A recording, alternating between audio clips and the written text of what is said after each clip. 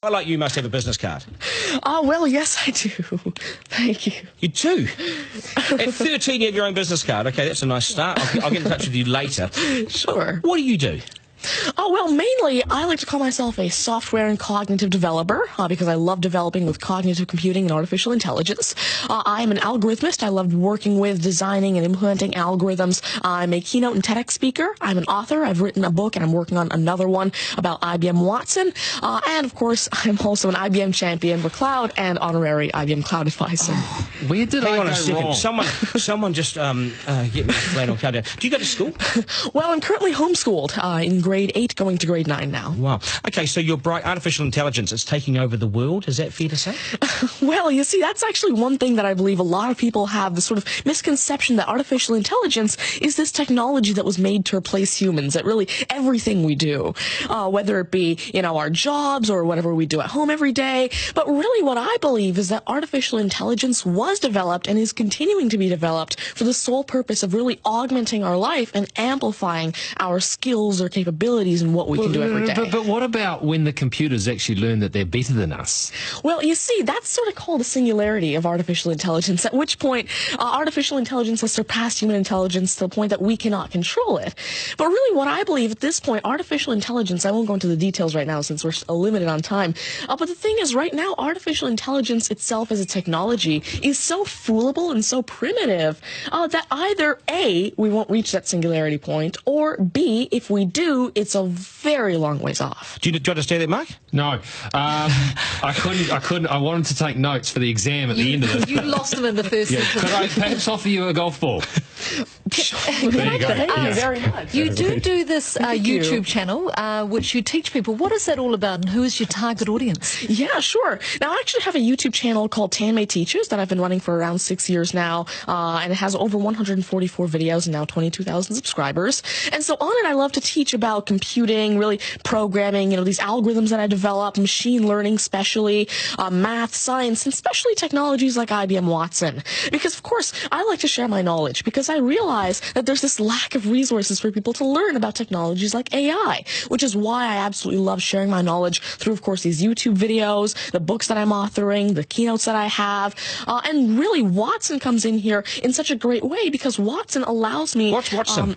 Sure. Mark thinks he's a golfer, but what is Watson? Now, IBM Watson is essentially a cognitive system that allows developers to incorporate cognitive and machine learning into their applications without having to code in the actual intelligence. And what this means is that, of course, right now, really one of the main reasons developers aren't incorporating more machine learning into their apps is because it's so hard to do. It's really difficult to incorporate intelligence because... Has the I'm going to take this somewhere else, this interview. Has the Homeschooling Association of the World got hold of you as their front person?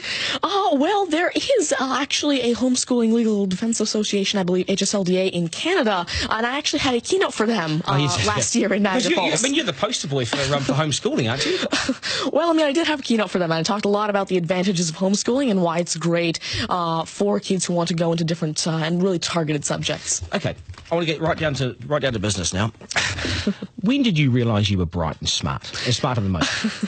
Well, I originally started coding when I was 5 with simple languages like Fox Pro and Batch. But eventually, at 9 years old, I had my very first iOS app accepted into the Apple App Store called T-Tables. But did your mum and dad do something to you between 0 and 5? They plug you into the wall? What did they do to you? At 5 you were Are you smarter than your mum and dad, by the way?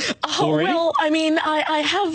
my dad used to work as a computer programmer, but he used to work with, simple, regular programming languages like Fox Pro, Batch, a little bit of C, etc.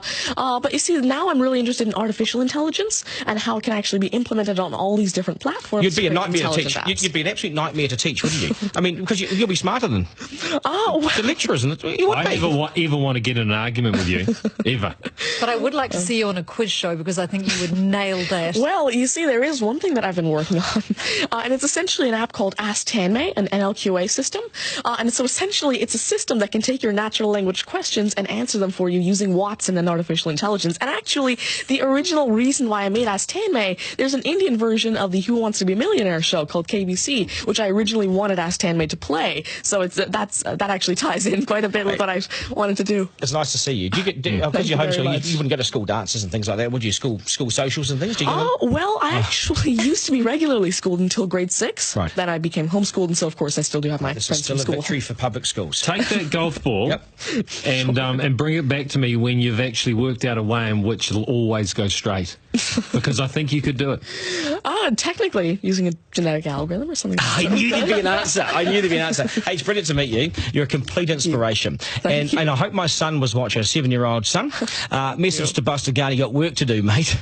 Do your homework, and we got to sharpen things up. Nice to see you. Thank you very All much. the very best. Thank You're you. amazing. Thank you. You're amazing. Okay, news is next, and then we are joined by today's panel, which won't be as smart as this guy, but they'll still be good, and we will head back to some of the beach as well for a game of 9 and 10. So much pressure now on the contestant in 9 and 10 just to rip through it and get it right. It's coming up after 8.